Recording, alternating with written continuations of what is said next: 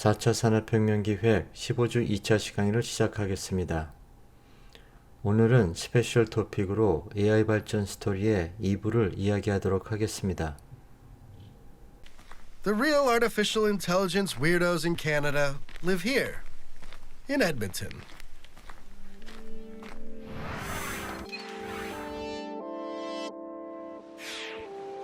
This is a large but very, very cold and very, very flat city that is more or less in the middle of nowhere. It's the kind of place that has a giant butter vault to help people survive the lean winter months. Canadians like to put the best possible spin on how these conditions bring out interesting traits in people. Ask anyone, like this guy from the Edmonton Tourist Center. Well, Edmonton's one of those cities that isn't, automatically listed in the top cities in Canada in terms of size or scale or notice even, but it's always had a really neat quality to it of that Western independent spirit that you see very much in Alberta in general, combined with a conscience and a thoughtfulness. 리처드 서튼은 계산강화학습의 창시자 중 한 명입니다. 시간차이 학습 및 정책 기울기 방법을 포함해서 해당 분야에 중요한 기여를 했습니다.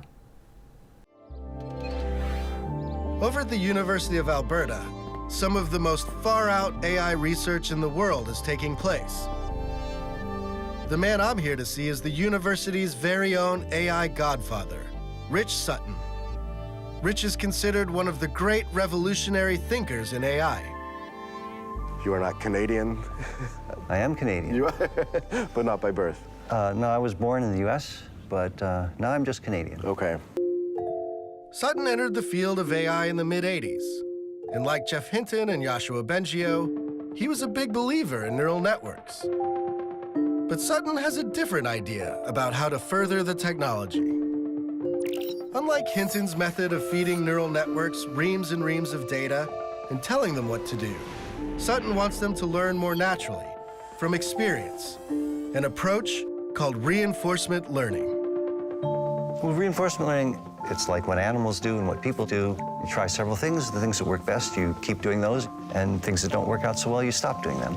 And how do you teach a computer All you need is a sense. The computer has to have a sense of what's good and what's bad. And so you give it a special signal called the reward. And if the reward is high, that means it's good. If the reward is low, that means it's bad. 다음에는 reinforcement learning을 사용해서 AI가 게임을 잘하도록 트레이닝하는 것을 보도록 하겠습니다. I found Marlos, an industrious young Brazilian who's created an AI to play his video games for him. His algorithm plays the game thousands of times and gradually learns from experience how to do better. So the goal of this game is that you are this yellow blob, and what you have to do is that you have to get as many potions as you can while avoiding harpies. And this is like the AI going at this for the first time. It's the AI run it for the first time. So it just bumps into things. If it gets points, it's happy. If it dies, it's unhappy. Yes. And the AI starts to figure out that maybe what I want to do is to collect these potions and avoid the harpies. And now we can look at AI that has ran for 5,000 games. Okay. And this is what it looks like. You can tell that it's smarter about its strategy. Yes. And then what happens if you run it 500,000 times? Oh, we get to the superhuman performance level. 강화학습은 게임뿐 아니라 이커머스에서 의학 분야까지 적용 범위가 더욱 넓어지고 있습니다. 향후 이러한 추세는 더욱 가속화될 전망입니다. Though notching a high score is the noblest of pursuits, reinforcement learning has turned out to have all kinds of other applications. It's behind the algorithm that recommends movies and TV shows on Netflix and Amazon. It beat the world champion Go player, a feat previously thought impossible for a computer. Soon, it could read your brainwaves and determine whether you have a mental disorder. 서튼 교수는 AI가 제너럴 인텔리전스를 넘어서 싱귤래리티로 가는 길에 있다고 이야기합니다. But for Sutton, all that is just the beginning. we are trying to make real intelligence. We're trying to recreate human intelligence. Humans are our example. He sees reinforcement learning as the path to what futurists call the singularity, the moment when our AI creations light up and surge past human-level intelligence. Do you have a date for the singularity, or? So we give you, it's a quite broad probability distribution, and the median is at 2040. So that means equal chance of being before or after 2040. Okay. The rationale goes like this. By 2030, we'll have the hardware. So give guys like me another 10 years to figure out the algorithms, the software to go with the hardware to do it. 서튼 교수는 싱귤라리티 포인트가 올 것이라고 하고 그렇게 되면 AI와 로봇에게도 고난이 생긴다고 주장합니다.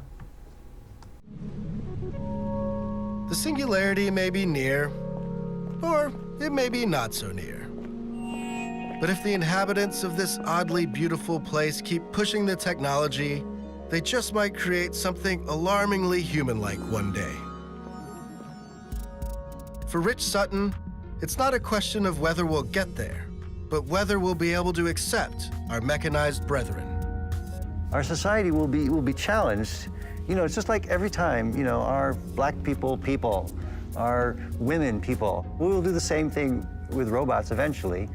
Are they allowed to own property? Are they allowed to earn an income? Or do they have to be owned by someone? But a robot's obviously not a person. Right? No. 힌튼 교수는 토론토를 AI의 성지로 바꿔놓았습니다. 구글도 사업의 많은 부분을 AI에 의존하기 때문에 힌튼 교수와 캐나다에 감사를 표시합니다. For my last stop, I returned to Toronto, home to 2.8 million people, one very tall tower, and of course, the Godfather himself. Inside the system, there's lots of little processors which are a little bit like brain cells. They work a He little may be an import, but Jeff Hinton has done something truly exceptional for Toronto. He's turned this city into an AI mecca, where AI conferences like this one seem to take place daily. And where young minds come to show off their ideas. Canada, if we're being honest, doesn't usually seem that intimidating. But thanks to Jeff, it's got nothing less than world domination in mind. We are enormously thankful to Canadians for inventing all this stuff, because we now use it throughout our entire business. Should never We say have it this. on record that he owes, that Google owes Canada. We absolutely owe Canada. That was a mistake. The tech industry is full of people who adore AI. 일론 머스크와 스티브 호킹은 AI의 위험에 대해서 경고를 합니다. 기즈모도라는 미디어의 편집장의 말을 통해서 AI의 위험에 대해서 알아보도록 하겠습니다. And then also some famous types like Elon Musk and Stephen Hawking, who said, well, that AI might be the end of us. To consider such dystopia in the proper light, I've come to Toronto's geekiest bar. Hello, George. To encase myself in this steel container with George Dvorsky. He's a writer for Gizmodo and an AI philosopher. Well, since we're in the apocalyptic bar, what is the con case around AI? What's the nastiest scenario that everybody's worried about? Unfortunately, there's no shortage of nasty scenarios, and I think this is what makes artificial intelligence such a scary thing, is all the different ways that it can go wrong. It can be everything from an accident, you know, where we just didn't think it through. We gave a very powerful computer instructions to do something. We thought we explained it articulately. We thought we gave it a concrete goal, and it completely took a different path than we thought it would, in such a way that it actually caused some great damage. I'm sure you've heard the old paperclip example, where you're a paperclip manufacturer and you say, hey, we need lots of paperclips. And because the artificial intelligence has so much reach and so much power, it actually starts to go about converting all of the matter and all the molecules on the planet into paperclips. Before you know it, we've now converted the entire cosmos into paperclips. It's a crazy scenario, but it's an illustrative scenario. We can't be dismissive of the perils. I think that's exceptionally dangerous. And I don't think it's too early to start raising the alarm bells about it. Being turned into Clippy sounds awful. But fear not. We'll have years to ease into that sort of suffering. AI가 로봇에 어떻게 구현되고 있는지 킨즈레드사의 파운더의 말을 통해서 알아보도록 하겠습니다. As AI steadily plucks off one job after another. The first to go, of course, will likely be the always screwed factory workers. Which brings us to Suzanne Gildert, a budding AI overlord and founder of robotics startup Kindred AI.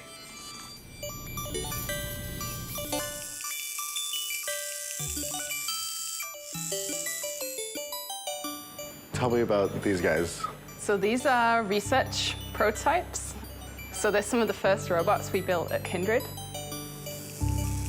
We tend to work with small robots. It's a bit like if you imagine a child growing up and it breaks a lot of things. Now imagine if the child was 6 feet tall when it had the brain of a 6-month-old. It would be terrible, terribly dangerous. How many of these robots have ever slapped you? I have been hit in the face by robots a couple of times. And is that like, Suzanne seems nice enough. She makes exotic digital art. And she loves cats to the point where she's built a robotic fleet of them for the office. This one, I believe, is called Pinkfoot. It's a quadruped robot loosely based on a cat anatomy, although it's not a very highly faithful representation yet. And then when you were growing up, you would build things as well? Yeah, that's correct, yeah. So I was really enthralled by electronics at an early age. I guess most little girls would be looking at trays of beads and things, and I was looking at trays of like resistors and capacitors and little components, but having the same kind of reaction to them. But don't be fooled by the hobby electronics and the cute catbots. Suzanne is a keen businesswoman. And Kindred has recently embarked on its first commercial venture. What's going on here is we have a bank of robots that are learning. So they are continuously running. 킨드레드사는 AI와 로봇을 사용해서 인간 작업자를 대체할 수 있는 기술을 개발하고 있습니다. 많은 로봇들이 다양한 물체를 인식하고 그것을 집어서 분류하는 것을 24시간 동안 스스로 연습하고 있습니다. Picking up objects. These would run all day? All day, all night.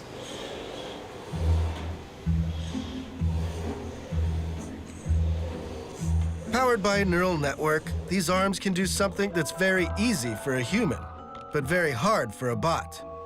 Pick up objects of different shapes and put them down. Most factories still use people to do that sort of thing. Lots and lots of people. Today, everyone's shopping on e-commerce. Thousands and thousands of different types of objects, shapes, textures, weights. How do you pick that up? Right now, it's humans. You have millions of humans in warehouses just like picking up things and putting it into another location. So we're teaching our robots how to do that. What's the hard part? It's figuring out what's a belt, what's a shirt, or it's just how to grasp it? Yeah, exactly. It's figuring out how to pick it up, right? So things will show up in any shape, right? And you got to figure out how to pick it up without dropping it, put it in the location. So it takes a lot of training. Part of that training involves, of all things, humans. Robot pilots who manually control the arms, while the AI watches and learns the finer points of grabbing. All right, ma'am. Teach me how to use All this right, thing. have a seat. So you see a 3D mouse here. This lets you navigate the arm through three-dimensional space. So imagine you're holding the arm in that left hand and you're just moving it around. Move it slowly and gently. There you go. Trying to get the Oreos. I gotta go up. Oh, shoot. I went too far up. I want these Oreos. Oh. You killed the You lose. Come back to me, arm. There. Success. It's like being at an arcade. Basically. But you actually get to win something. 로봇 아음을 원격으로 조정하는 파일럿들이 있습니다. 그들을 만나서 이야기를 들어보겠습니다. Just down the hall, Kindred keeps a room full of pilots doing the same thing as me. Only these guys are actually competent. They're remotely overseeing some arms in a Gap factory 1,000 miles away in Tennessee. How long have you been a robot pilot? Just over a month, actually. I've only been here 5 weeks. What was the training process like? Almost like playing a video game. It's like a shirt gone? That's a backpack. That's a backpack, okay. Somebody's undies. Oh, there it goes. Yeah. One shirt at a time.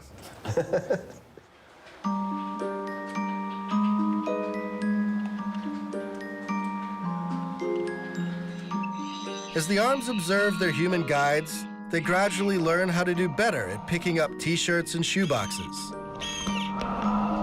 Eventually, they'll be fully autonomous, and size services will no longer be required. One day, this is just going to light up, and it's going to be picking the objects on Pretty its much. own. Pretty much. That's the ultimate end goal for, at least for these, to have it just constantly whirring and going. And the people will be free. The people will be free to do other more important things. Sai seemed kind of happy about the prospect of unemployment, but I was concerned for his future.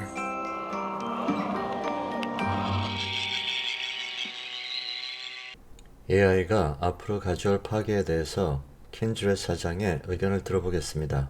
It's not good to take people's jobs away, but this kind of technology coming into the workforce should make us start thinking about how we're going to pay people in the future, because AI is not just going to automate, manual labor jobs. It's going to automate things like doctors and lawyers and accountants very soon. So I think there's going to be issues. There's going to be a lot of disruption when these things come online. Suzanne is a realist, but she's also an optimist. In her vision of the future, robots won't be mindless competitors to humanity. They'll be full-fledged citizens like the rest of us.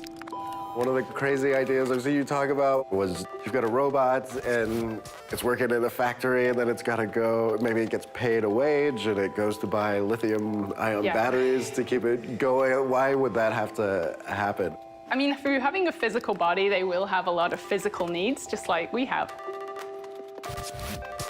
You might have to go to the repair shop to get like a motor looked at or something like that, and they'll have to pay someone to do that. I think they'll just be contributing to our economy in the same way we do. And if they have brains like us, they'll want to explore new things they've never seen before. They'll want to learn things. They'll want to perhaps rest so that their mind has time to consolidate all this new information. I keep trying to picture it in my head, though. So does the robot worker, does he go home and sit on the couch and watch TV after work? And he's... I don't see why not. I'd probably watch cat videos like the rest of us. I mean, when you... It's hard to tell sometimes if Suzanne is laughing with us or at us. But she's not alone in her cautious optimism for the future. 결론적으로 AI가 미래를 어떻게 바꿀지 의견들을 들어보겠습니다. There's always a sense that technology can be either used for good or used for bad. I'm reassured that Canada is part of it in terms of trying to set us on the right path.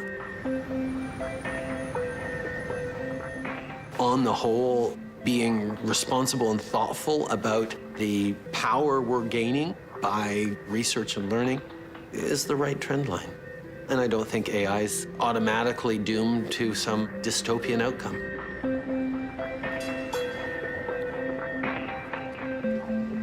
We're told that politicians will come up with policies that address massive job loss and prevent horrific inequality between the classes.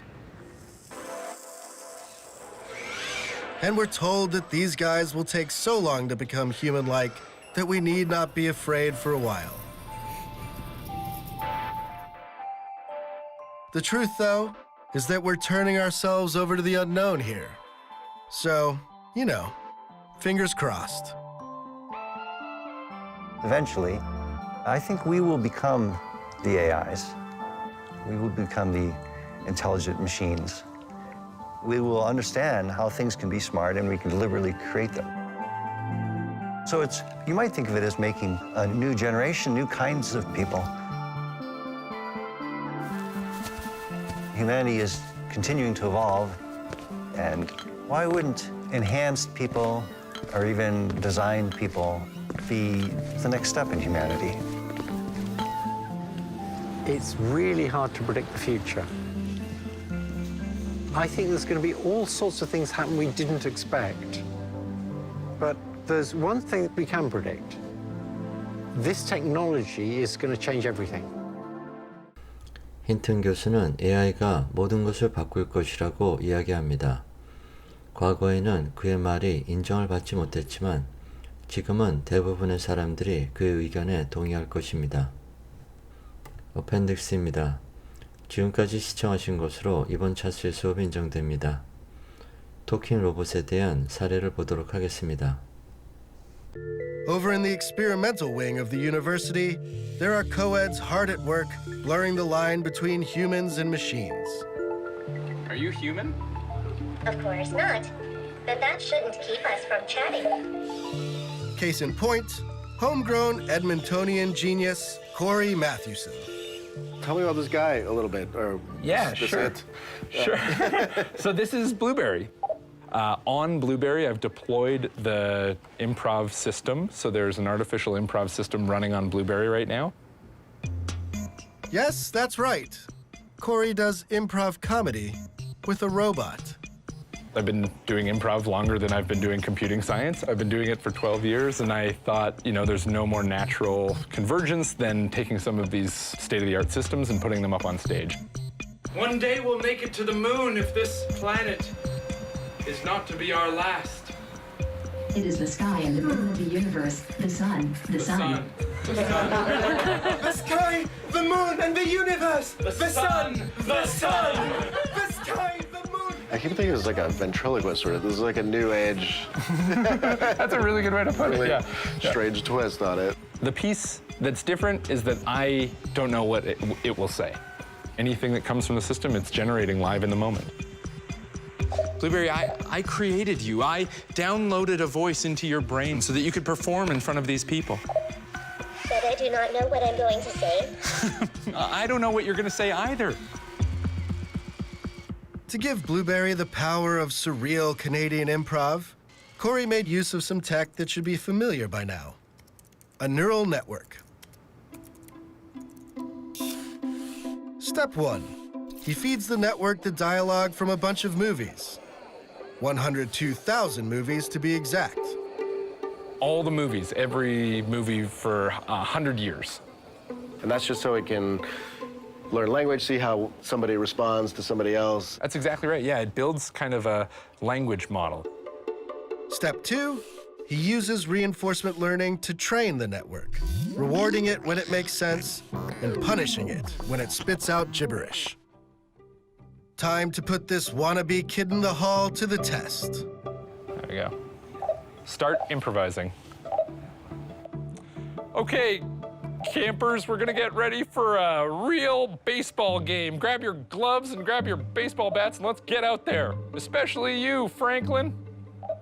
Of course, I will not be much longer. Okay, well, why aren't you ready for the match? I do not have any more good news if I were your boyfriend. Okay, come on, Franklin. You know how I feel about you, but you gotta keep your head in the game right now. You will see if you do not stop here when you go, what have you done?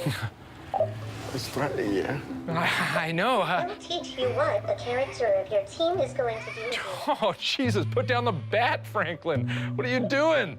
You have nothing to hide, that's all. I've got nothing to hide. Look, this is all I am. Okay, end it there. That's great, That's man. sort of how So, it works. Obviously, some of the responses are a little bit weird, but then it's really funny because then as you're going along, it did hit a couple things perfectly, and then it's like, yeah. I mean, it's extra hilarious because Oh, now, of course, yeah. now it's going. Blueberry may not be ready for its second city audition just yet, but Corey has a higher purpose, making AI relatable. Oh, it's gonna move, it's gonna move, it's gonna move. Holy crap. There is a fear in society of AI. So we are kind of humanizing this AI. We're taking it down a peg. We're saying, don't be afraid of this tech. Look at how cute it is. Look at how kind of naive it is. Yeah. You've done it again, Blueberry. Yes. Isn't there a flip side to that, though? Then you make it cute, and then people start to accept it, and then we wake up. I mean, I don't think that will happen in my time.